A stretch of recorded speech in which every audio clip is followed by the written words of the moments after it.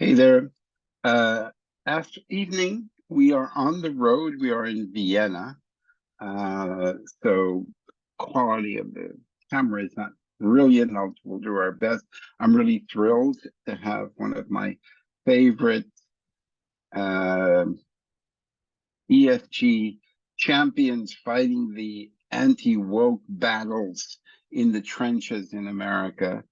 So, Andrew, if you just can turn on your video, excellent. For those that are not familiar with As You Sow and yourself, there are a few people left on planet Mars that haven't heard of you. Uh, just briefly tell everyone that's watching live and also those that will watch the replay, who is Andrew Behar? What is As You Sow? And what the hell is going on with all these anti-ESG people? And I have a very lovely anecdote today from Vienna. So I'm going to go on mute and turn off my camera so the spotlight is on you. Thank you, Andrew. Well, we love Vienna. We just actually opened um, a spin-off of As You Sow called As You Know, which is a for-profit company that licenses high-quality ESG data that's based in Vienna. Uh, Oh, because the European Union is just so far ahead of the United States with the new CSRD disclosures coming up, and also, and I'm going to get to it, because of the anti-ESG crusade that's happening in the United States. So, yeah, what is going on?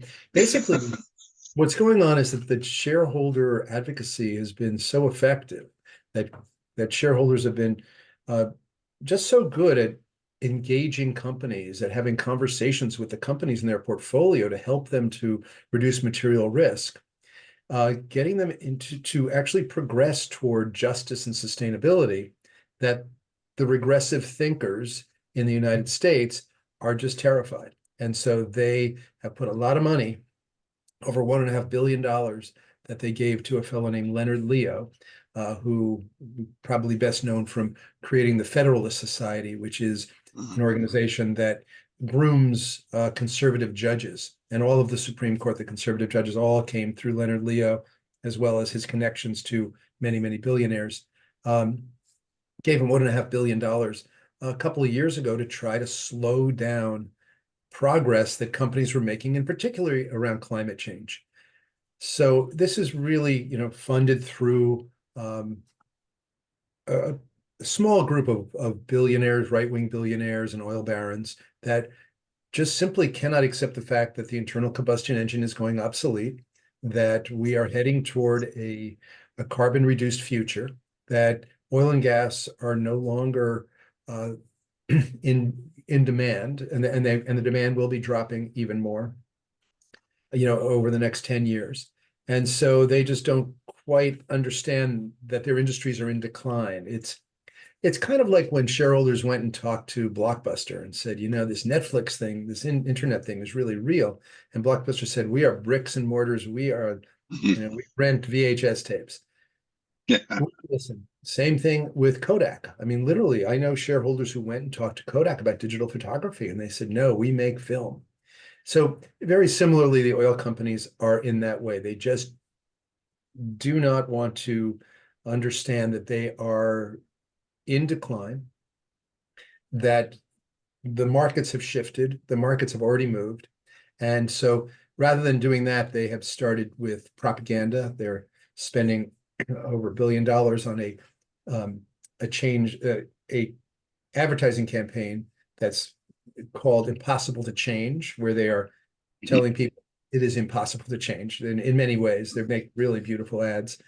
But also getting Leonard Leo and his crusade to attack investors who only want to use a framework for assessing and addressing risk.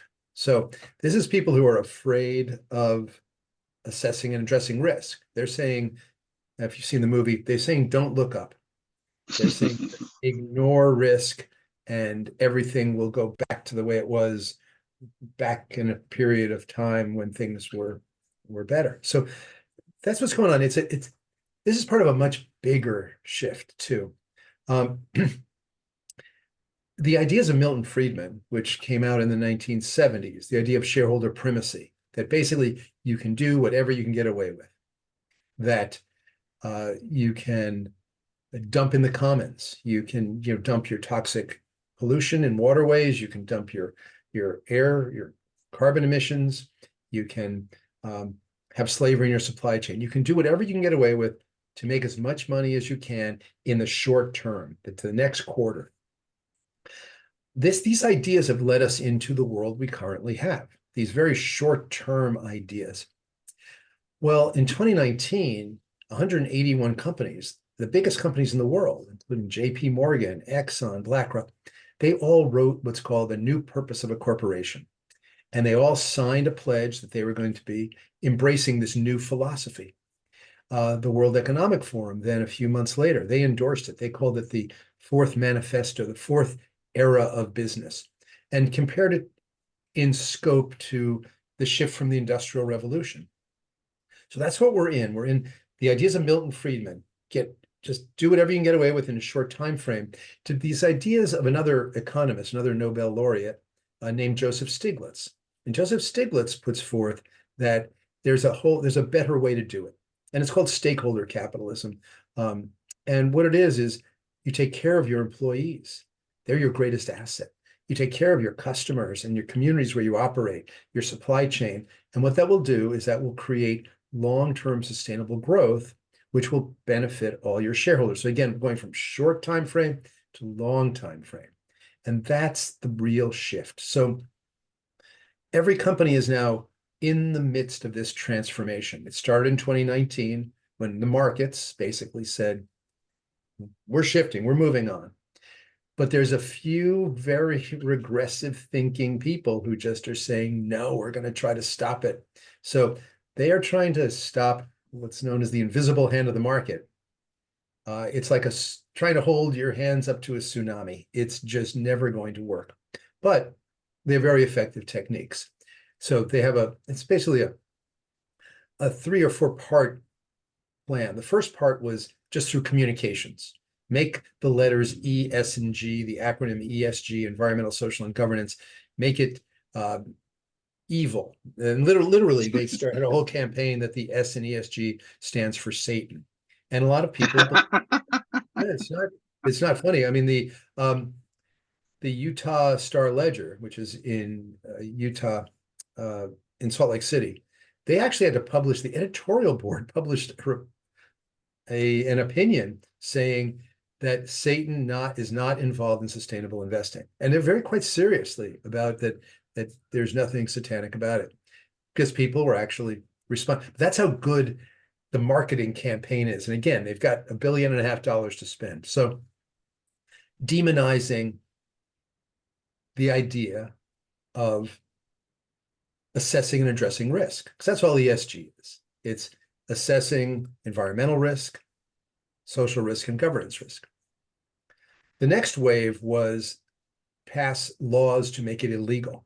And so they've run probably 300 bills in basically all the Republican states. Right now, there's 147 bills in 25 states.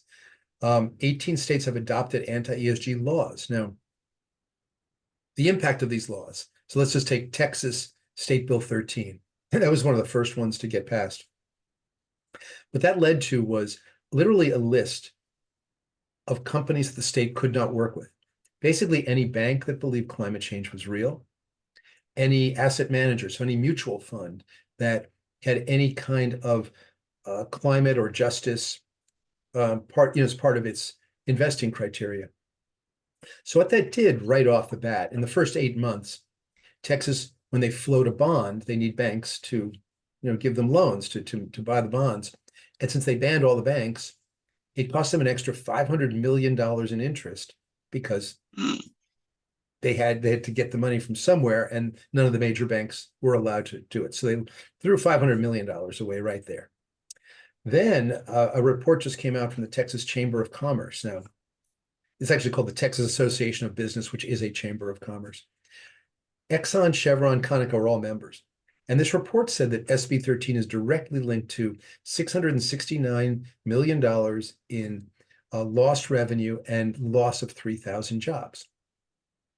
Now, layer on top of that, we've done an analysis of all the pension funds in the 18 states where they passed the laws, and all of them are underperforming the rest of the states. So essentially, the citizens of these states are being harmed. The firefighters, the teachers, the police officers, their pension funds are not getting the returns that everybody else is getting, and they're having to spend all kinds of money to get their bonds funded. We did a report on 6 other states and found about $1.3 billion was wasted in extra interest. So that's phase 2. So again, first phase was communications, demonize ESG. Second was pass all these draconian laws to tell people how to think. And then the third is litigation, and there's a whole bunch of lawsuits going on. Some of them are trying to undermine the SEC. There's other ones that are trying to make it so that in your retirement plan, in your 401k plan, you cannot have anything that is sustainable. So there's a lot of litigation. And then maybe a fourth, but you could maybe throw it in with that second one, is that the House Judiciary Committee has filed antitrust investigations against 14 entities that really define the whole global economy. Among those organizations, 14 is As You Sow. So As You Sow, we got a letter last August saying that we were under investigation for antitrust activities, specifically because As You Sow, we do shareholder advocacy. So we talk to literally hundreds of companies and talk to them about reducing their emissions and creating a climate transition plan. And what they said is that getting a company to reduce its climate emissions, its carbon emissions, infringes on the freedom of all Americans. It goes on to say that if we're successful, Americans will not be able to buy an internal combustion engine car, thereby reducing their freedom. So we believe that getting companies to reduce their emissions actually increases their freedom because it's getting more competition. It's creating a whole new markets that will be innovation, just all of that. We believe very strongly in capitalism in a very pragmatic way, and we believe competition is good. And we also believe that that carbon emissions are a problem. It's affecting the supply chain of every company now. You cannot get raw commodities, particularly in the food area. We call this climate inflation. We've been gathering information from around the world, and we have the site climateinflation.org. You can go and look. There's probably 200 articles there. For instance, chocolate. Well, the change in climate has doubled the price of raw cacao in the last year. So we're going to be seeing all of our chocolate is going to be doubling in price at the supermarket. British Columbia just lost their entire vintage of grapes because of a heat wave. Spain lost the entire crop of olive oil because, again, a heat wave just burned the blossoms off of the trees. This is in every commodity. Cotton, there were floods in Pakistan and Bangladesh. Texas has had droughts. So it's very hard to get cotton now. So the price of all the raw commodities are going up. So that's why we call it climate inflation. This does not have to do with the Fed's, changing interest rates. This is simply things cost more because there's less of it. It's a supply and demand. So we believe that what we're doing is absolutely right, but the House Judiciary Committee feels there's some problem there. So now the other groups that are being investigated among, I mentioned 14 groups. So there's us. There's CalPERS, the largest pension fund in the United States. There's BlackRock, the largest asset manager in the world. Vanguard, State Street. There's a company called ISS, Institutional Shareholder Services, the largest proxy voting company in the world. Glass Lewis, the second largest. Other groups like Engine One, Arjuna, Trillium. So Aviva, which is a European insurance company. All told, the 14 organizations. Oh, the biggest one was it's GFANZ, a GFANZ. That's 675 of the world's biggest banks in 50 countries. If you add up the assets of all the groups being investigated, it's about $100 trillion, which is about equivalent to global GDP. So the House Judiciary Committee is investigating the entire global economy and saying that they're colluding, that their idea is that if two shareholders should have a conversation and say, hey, I own this company, you own this company, and we think there's some risk, that they consider to be illegal. They'll be having hearings on June 12th next week, and they'll have the head of CalPERS series, and Arjuna will be there. Mhm. As You Sow, I personally had to go and testify to the House Judiciary Committee. That was in a private recorded and transcribed hearing. They will be releasing the transcript the day of that other hearing. Our president, chief counsel, also had to go in for 8.5 hours of of questions. So in answer to your question, and that was a long answer, what's happening is the markets have shifted, that we are moving toward a low carbon future. We're moving toward one with justice and sustainability. And there's a group of people that are opposed to this, and they are spending a lot of money and using all of their power and all their influence to try to stop it. But you said 100 trillion plus $1 from your assets. So you're the poor guy with all these trillions out there. Why Yeah, well, doesn't BlackRock, which is so influential, say, hey, excuse my French, fuck off, get real. We're talking about serious money over here. This is not going to end. They must have leverage. I think because they're doing so well from it. So they've lost about $15 billion in state pension funds that can no longer use BlackRock mutual funds. But they've gained over $300 billion in new accounts, mostly from Europe, saying, I think people now look at BlackRock and say, well, if they're under attack, they must be doing something right. And so, and no, but so much capital is flowing to them by just keeping low profile. So I think that they're they're making a decision based on business. Business is doing just booming for them. And so they figure, we could be having this fight, it might distract from all these people shifting their money toward more sustainable investing.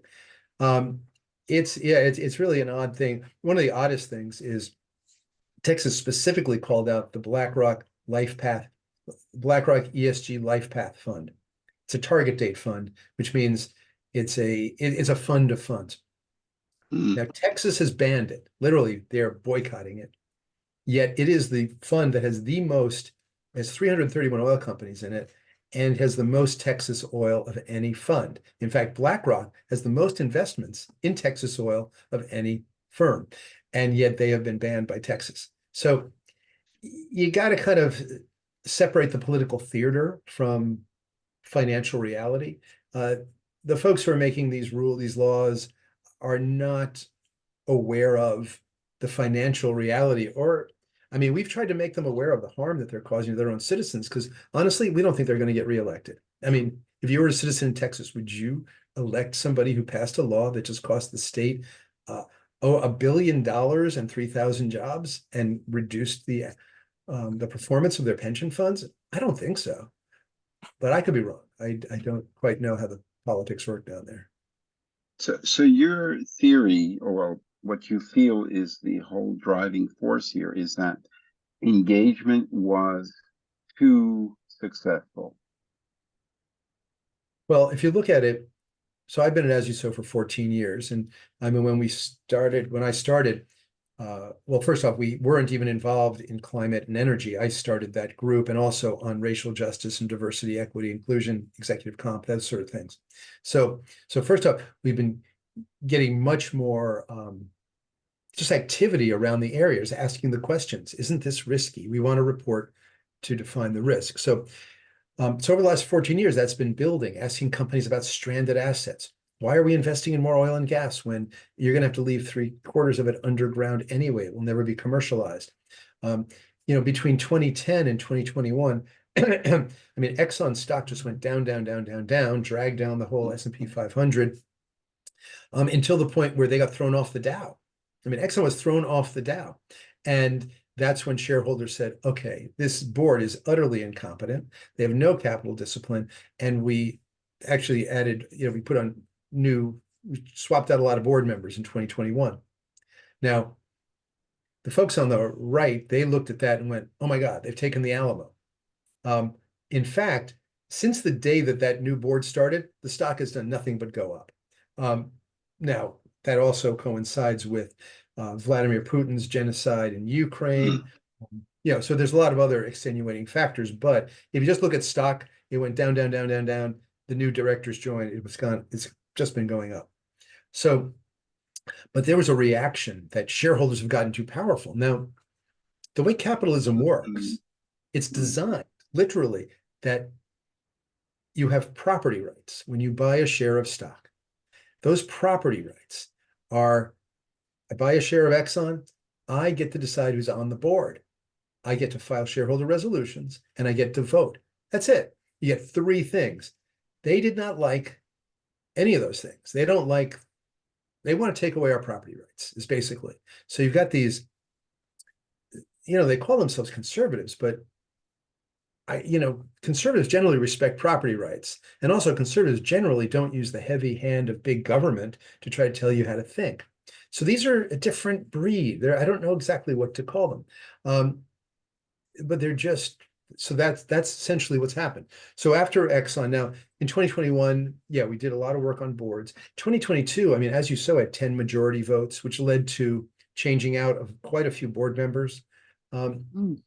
So that's really, their response is the effectiveness, because shareholders are the last backstop to companies' responsibility. That is our job. And that is our right.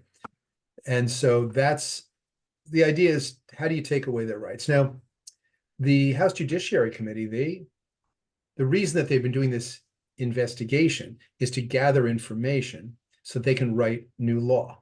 So they've gathered 250,000 documents from those 14 organizations, over 1.5 million pages of documents. Plus, I know, just As You Sow, 14 hours of interviews. Then they're going to do public hearings. But the idea is you're gathering all this information to write law. Now, what I think that law is going to say is, we're going to take away your property rights. And it's going to be very interesting to see how libertarians and conservatives react to that, because, if they come for your property rights of your stock, pretty soon they're going to come for the property rights of your land. And it's their argument that is what they're always arguing against. So I don't quite understand their logic, their theory of change, but that's what we predict will happen, because look, these folks don't like democracy. We know that. They definitely don't like capitalism. They don't like freedom of information. So, I mean, the whole basis of ESG is gather as much information as you can so you can make a decision. And what they're saying is ignore half the information, making it illegal. Like literally in Texas, okay. When people don't understand what ESG means, I generally tell this little short story. So here's what ESG is. I'm an investor. I want to invest in a company that makes t-shirts. Company A has a management team that's looking at their supply chain. They see the floods in Pakistan, they see the droughts in Texas, and their supply is very limited. So they're figuring out, where are we going to get the cotton? They're looking around the other global marketplaces. Now, Company B, they say, we don't believe in ESG, so we're not going to look at our supply chain. So as an investor, I'm going to probably place my bet on Company A. They got a higher probability of bringing goods to market. Company B is, well, they don't know. That's all it is do I have the right to make that decision between Company A and Company B? Well, if you are running the pension fund in Texas, you're not allowed to do that. That's illegal. You can't do that analysis. You have to just flip a coin or throw a dart at a dartboard. I don't know how they make decisions, because literally it's illegal to assess risk, assess which company has a better management team. And so that's why the pension funds are underperforming, obviously. I mean, and again, it's across 18 states. You see, it's a real pattern. And the you think that there will be an actual national law banning ESG analysis for investments? Well, no, I think the House will pass a law because the Republican, I think the House Judiciary Committee will craft a bill. The House will pass it. The Senate will go, are you kidding me? This is terrible for business. There's no way we're going to consider this. And that will be the end of it. But they'll have made their statement that that they want to restrict your rights. They want to restrict your freedom. They want you to underperform. I mean, it's intentional underperformance for political gain is that's what I see happening. And but you must be actually quite thrilled that, excuse me, this small organization, As You Sow, you don't have thousands of people working there. You don't have billions of dollars at your at your fingertips. It was called, along with BlackRock and all these other, trillion-dollar operations, because you were too effective. You must be thrilled. Well, it's I don't know if thrilled's the right word. I'm honored that we would be considered in, that we are as effective as CalPERS and BlackRock and Engine One and all those others. No, I mean, I just actually published an op-ed on Monday where it's called an open letter to my alleged co-colluders, in which I say, look, the House Judiciary Committee is obviously terrified that we're all going to coordinate.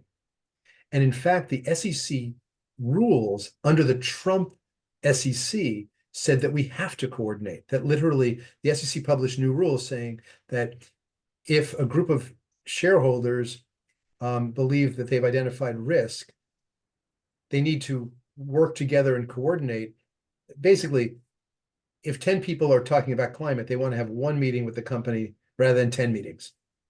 That's what the Trump SEC told us we have to coordinate. So my letter says, look, since the SEC says we have to coordinate, and the House Judiciary Committee has brought us all together, we're all in the room, maybe we should coordinate, because I think we could actually have a major impact if $100 trillion of assets told all the companies that we own that we want to reduce risk, particularly climate risk, that we want justice, we want sustainability, that we want diversity, then they're going to have to listen, and that is an opportunity, and that we should not pass it up. At the same time, I was speaking today at a conference in Vienna called Impact Days, and there were like 1,000 people there. It was sponsored by Mercer, and they had a woman named Cara Williams, who's the global head of ESG and sustainability for Mercer. And she said something very disturbing, because she's a fan of ESG and sustainability, and that all of our clients are very keen on environment, but they're eliminating the letters ESG because it has some toxic feelings of some of the corporates because of this pushback. And I was a bit concerned, because she's a fan, her clients are a fan. Why are you not pushing back in any way?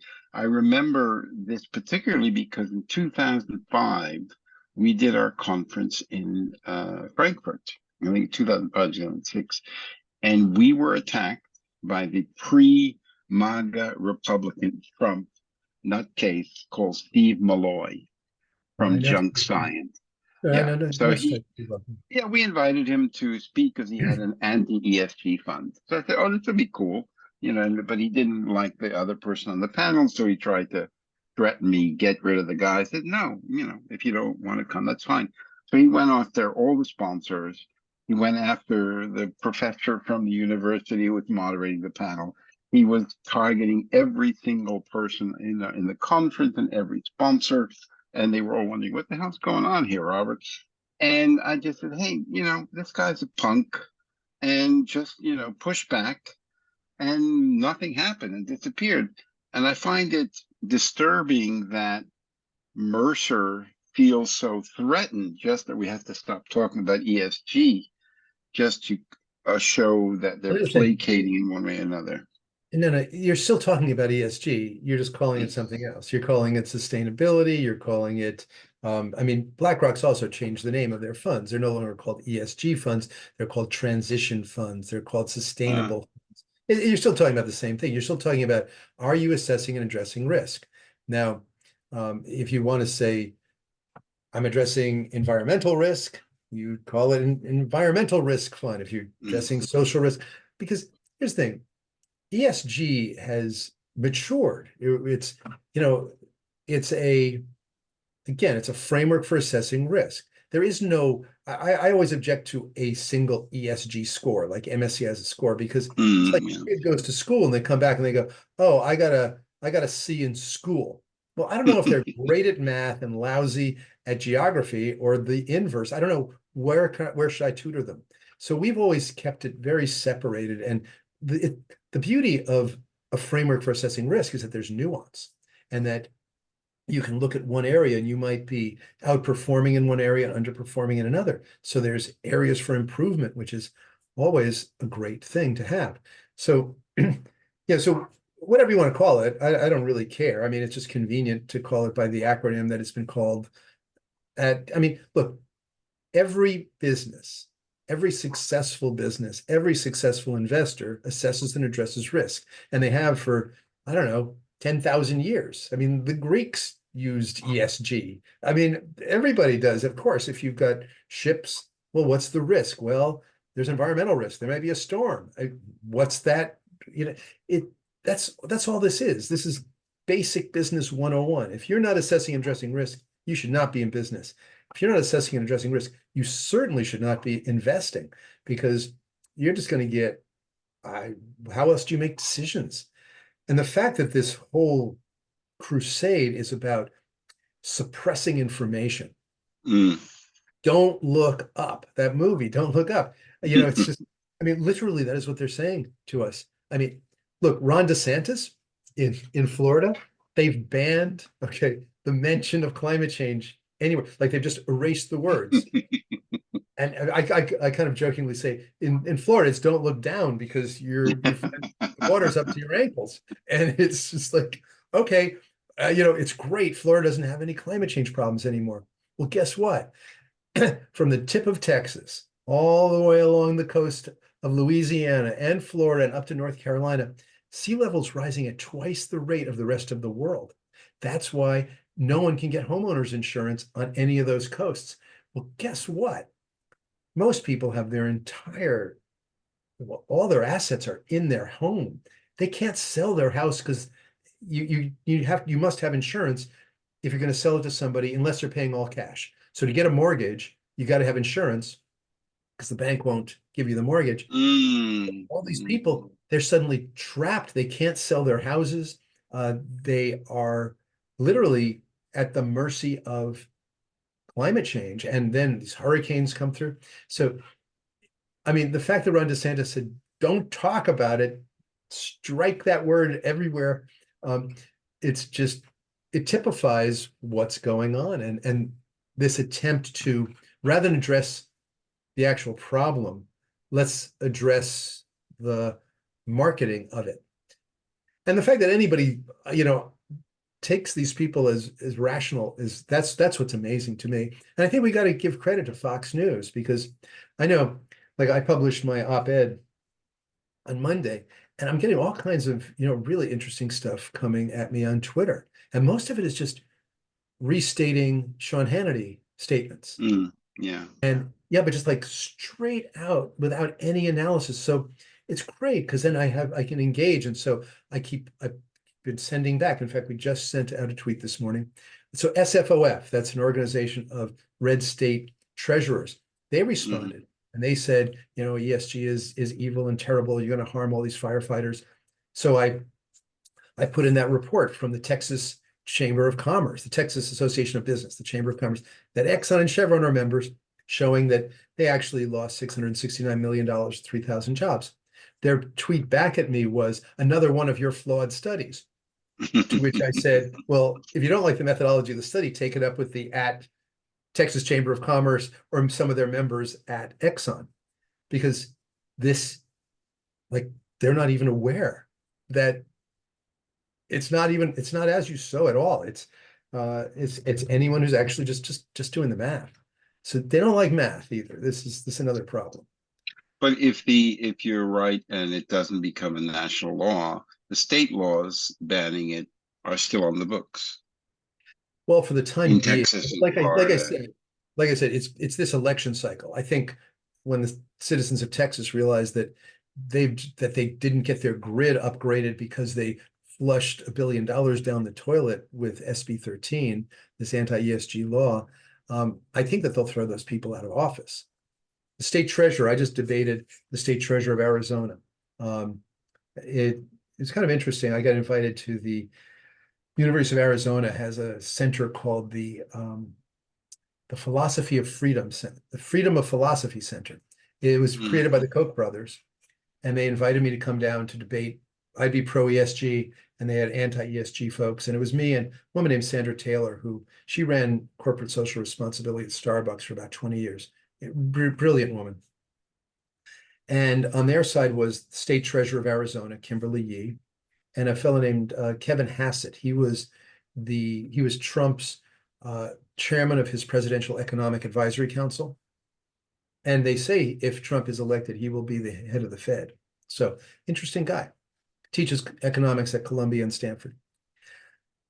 And we had an hour long, a really good debate. I mean, we really talked about all these issues. We talked about the transformation from Milton Friedman's ideas to Joseph Stiglitz ideas. We talked about, I mean, there was one moment where, Kimberly Yee was saying, the thing that's threatening farmers the most is ESG.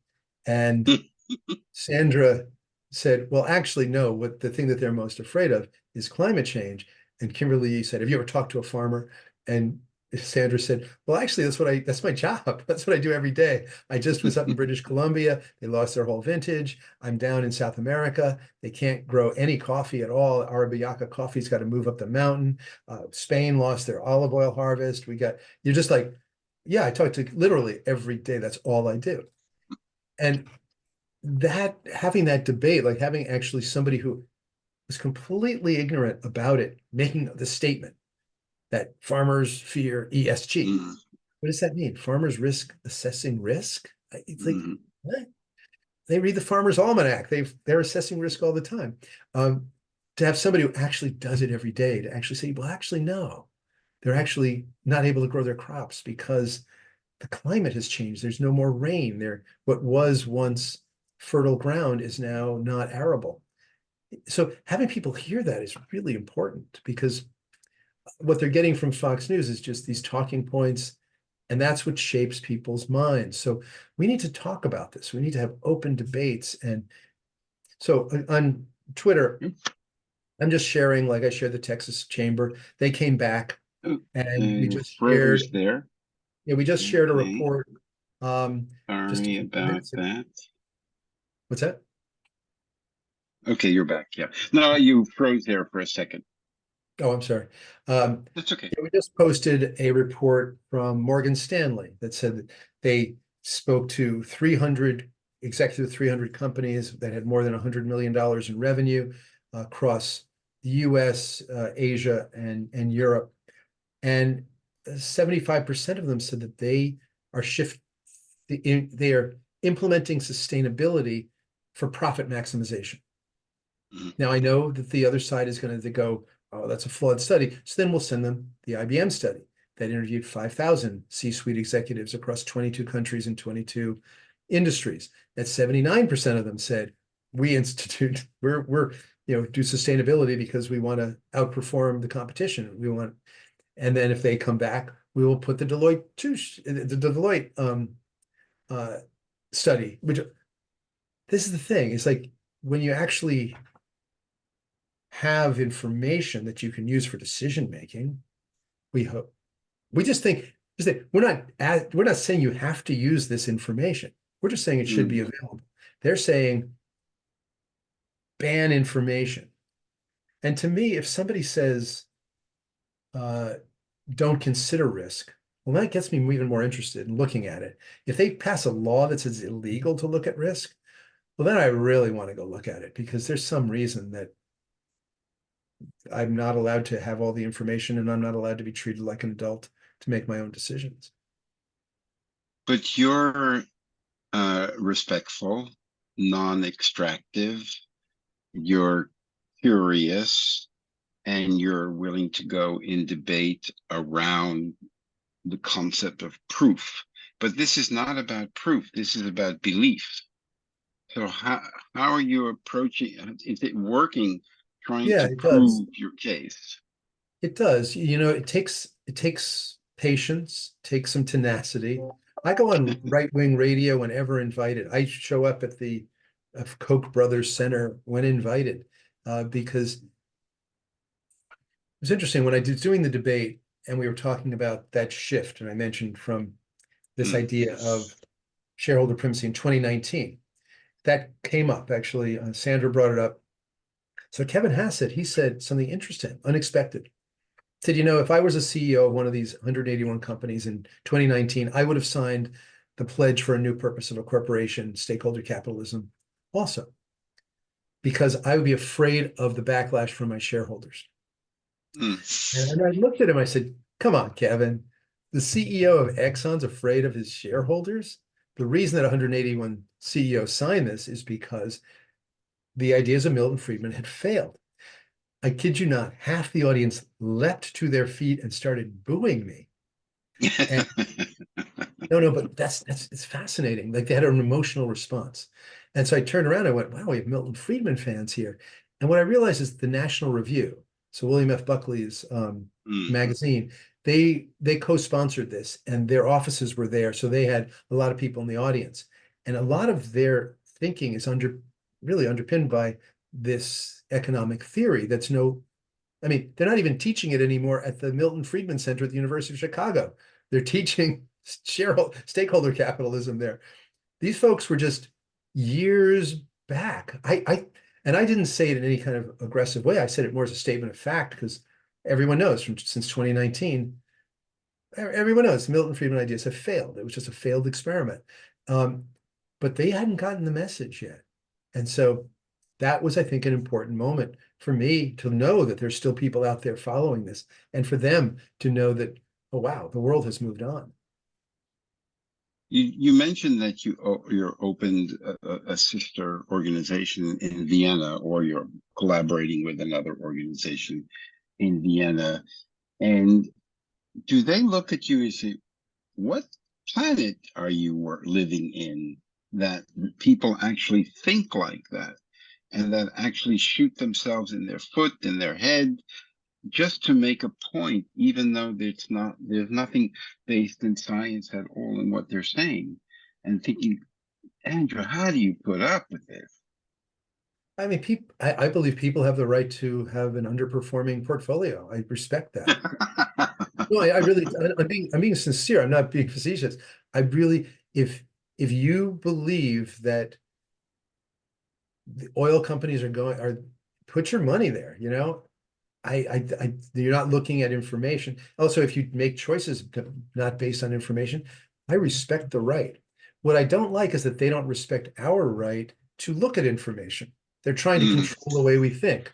I don't want to control the way people think. I just want to have all the options out there and people can pick and choose what they like. So I'm a very pragmatic capitalist. I am just, that's really, truly my belief set. But the fact that they are using big government to try to restrict how I think, I find that I just, like kind of treating me like a child, and I don't like, and that I am opposed to. Having left the US in 1974 and see the craziness of the last 5 or 6 or 7 or 8 years, when are the grown-ups coming back?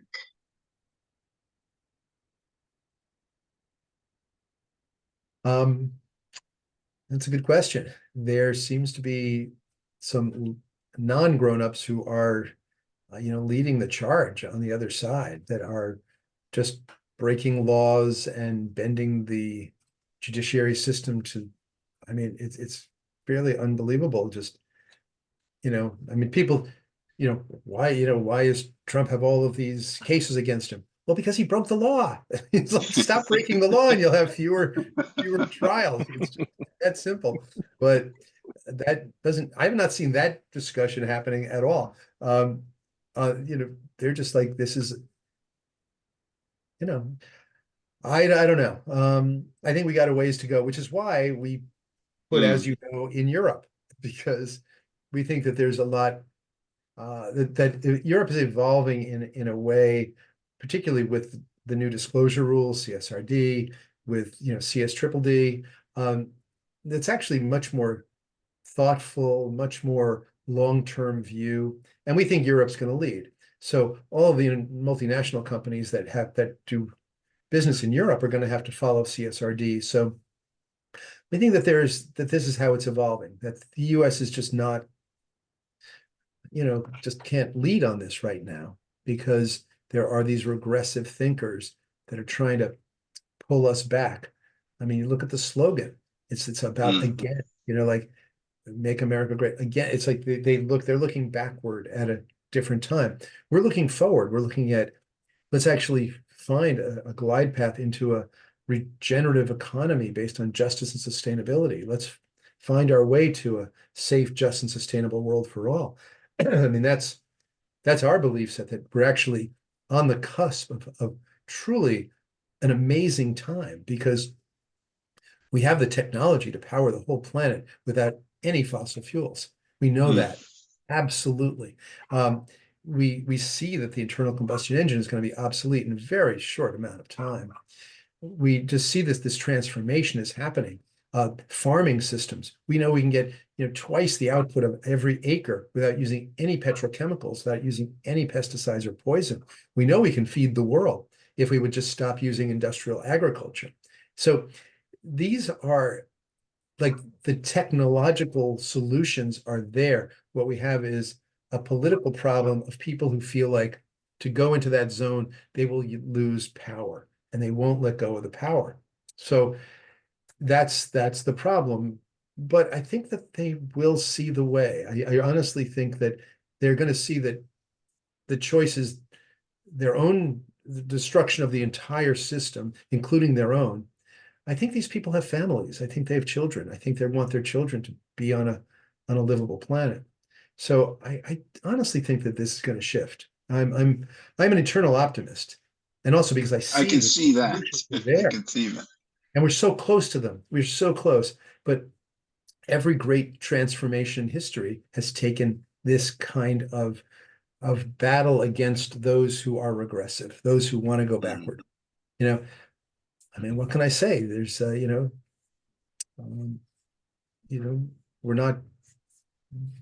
not using whale oil anymore. Like Yeah. that Mm. was a tough battle. It took John D. Rockefeller to figure that one out, but look what the side effects of that decision were. So, and then who knows what the unintended consequences of this vision that I have are going to be. So how do you're constantly shifting, you're constantly evolving. Do you, is As You Sow, have any plans in Asia? Um, we have partners in Japan and Australia, Okay. other folks working on shareholder advocacy that are across the globe. So we do coordinate with them. Okay. Uh, You know, so yeah, there's work happening there.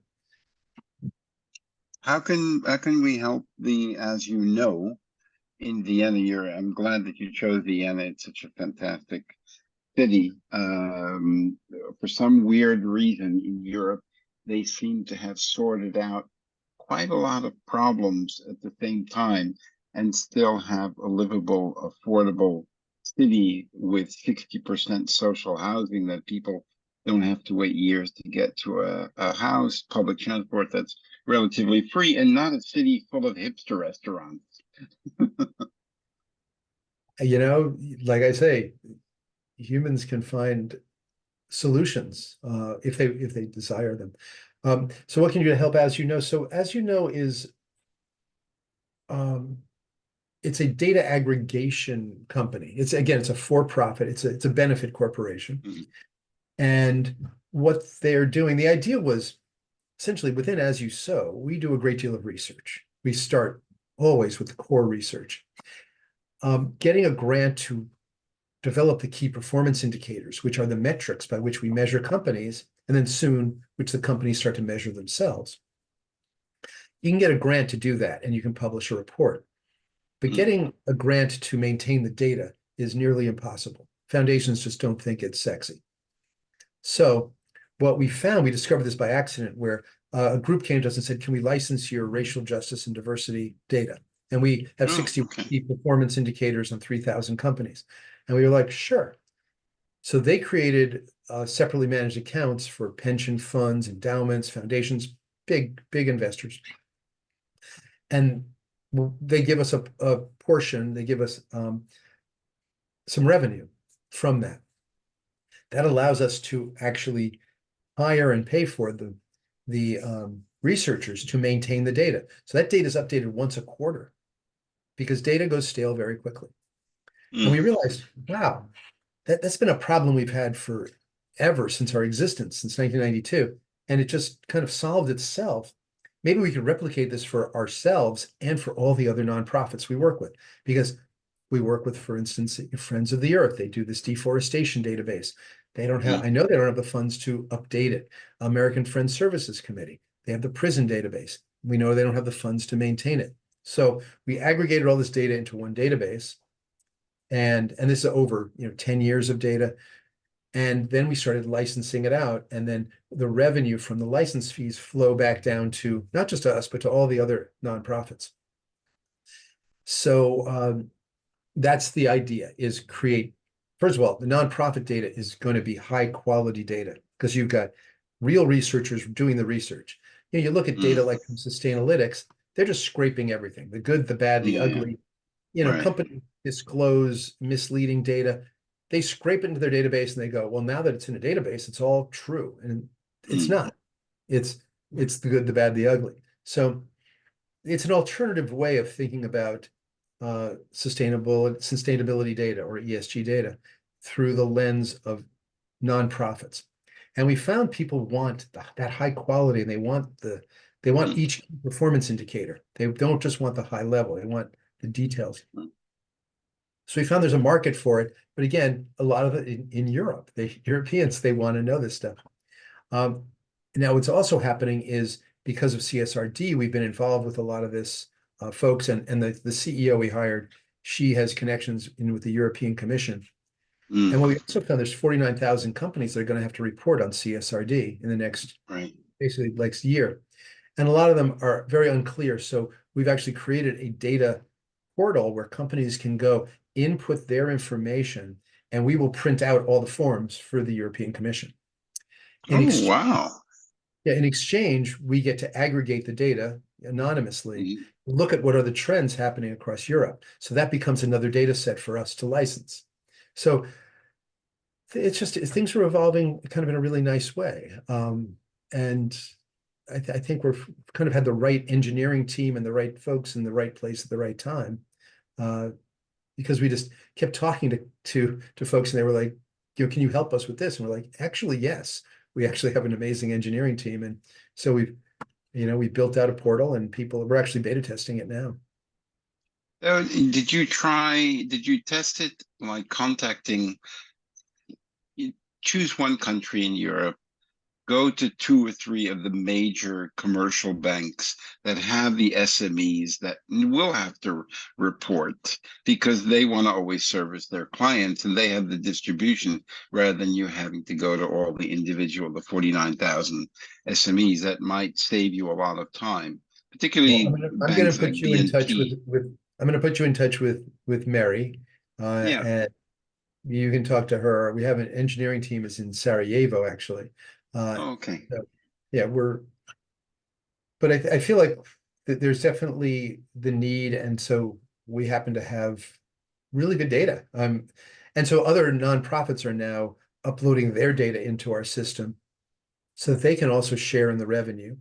And what we think is this could become a really positive cycle, where as revenue flows to the NGOs, they're going to expand their data sets, improve their data sets, which means better data to license, which means it'll be more valuable, which means more money will flow down.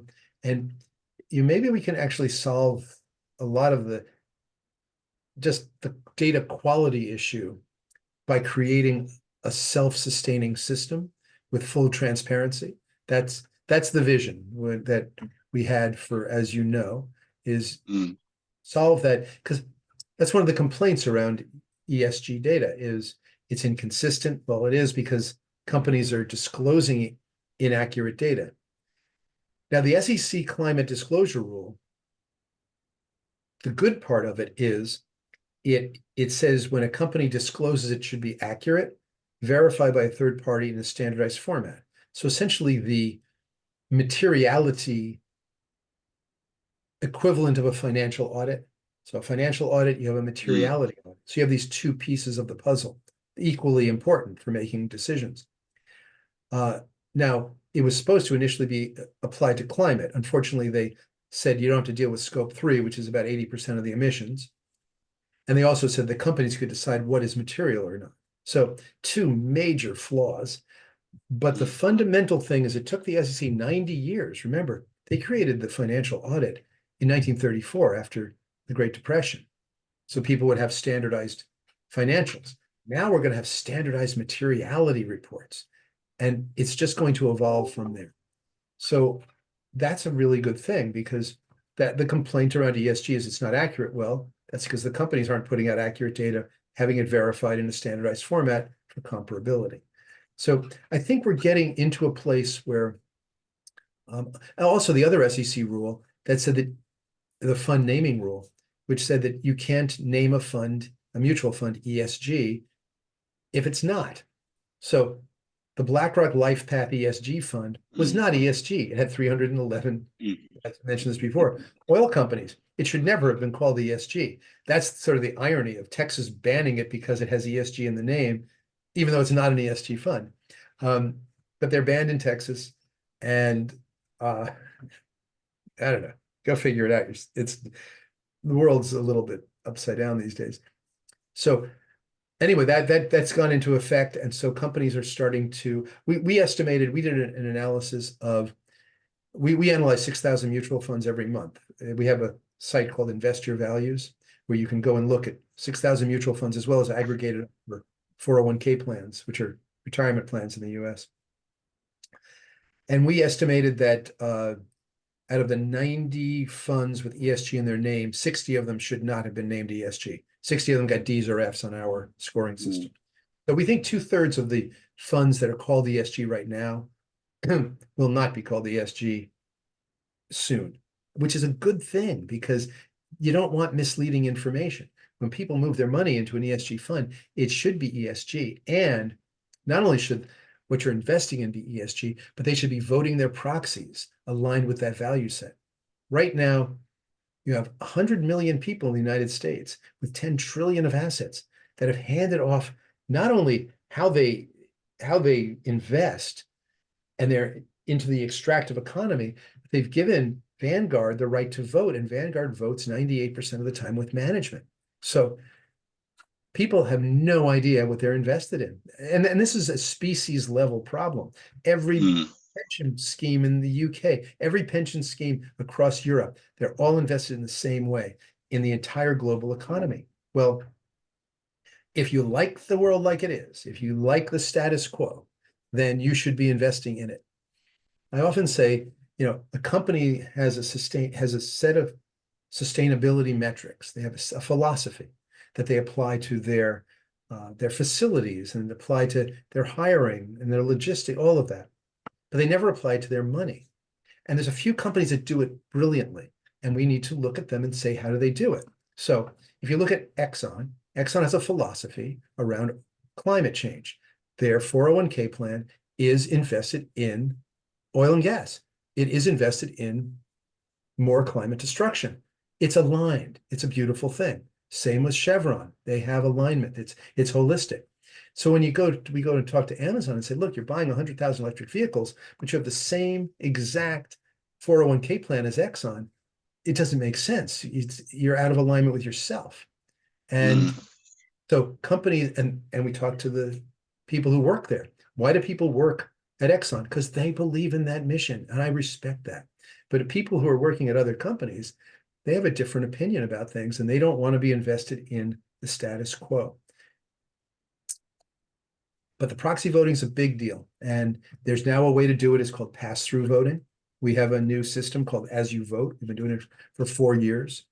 And we're voting, so people can subscribe to our policy, and we vote for them. Asset managers do. We vote a lot of different mutual funds as well as endowments for universities.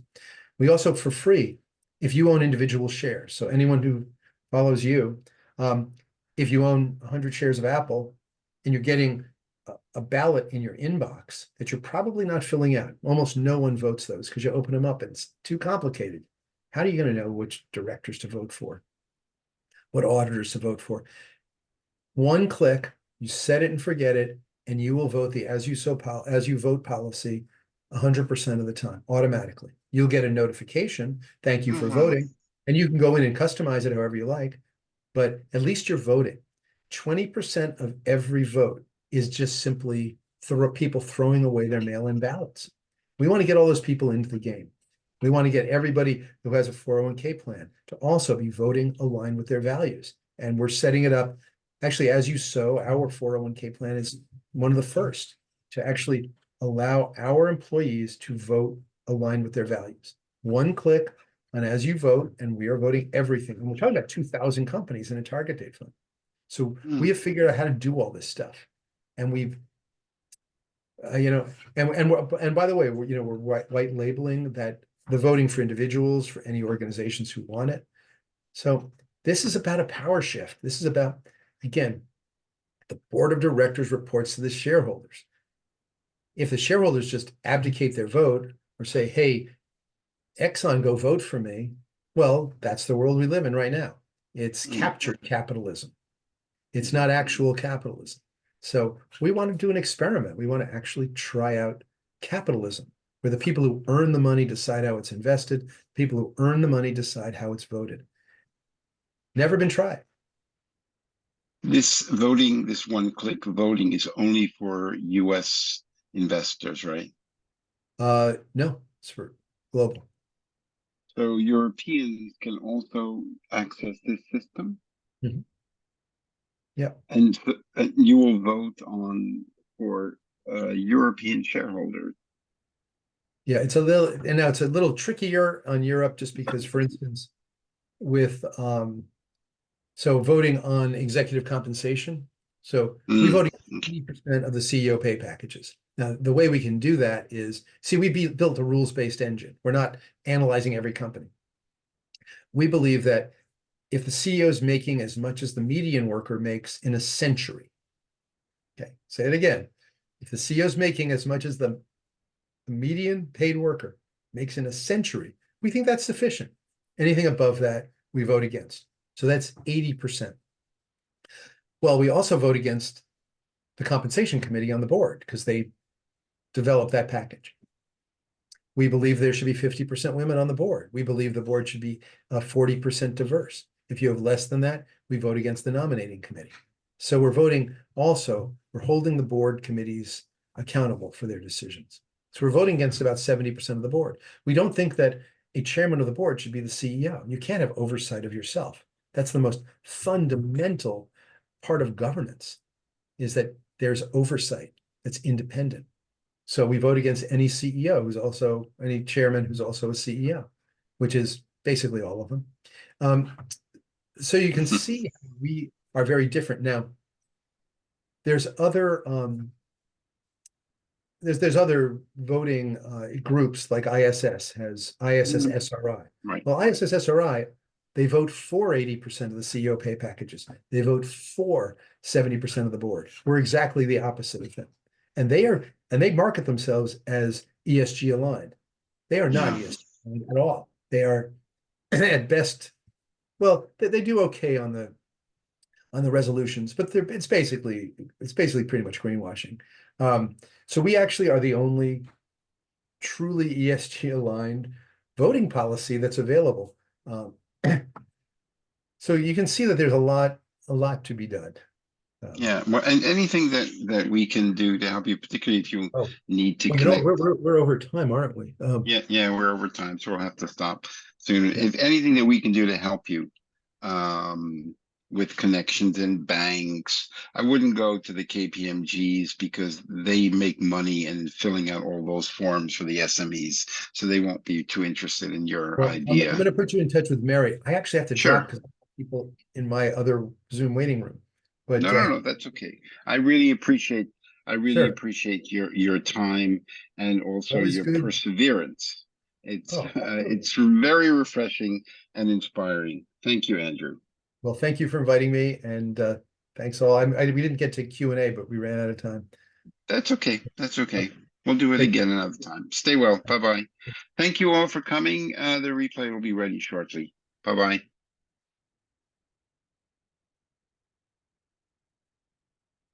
See ya. Thanks for coming, Glenn, Julianne, and Gregory. You stay well.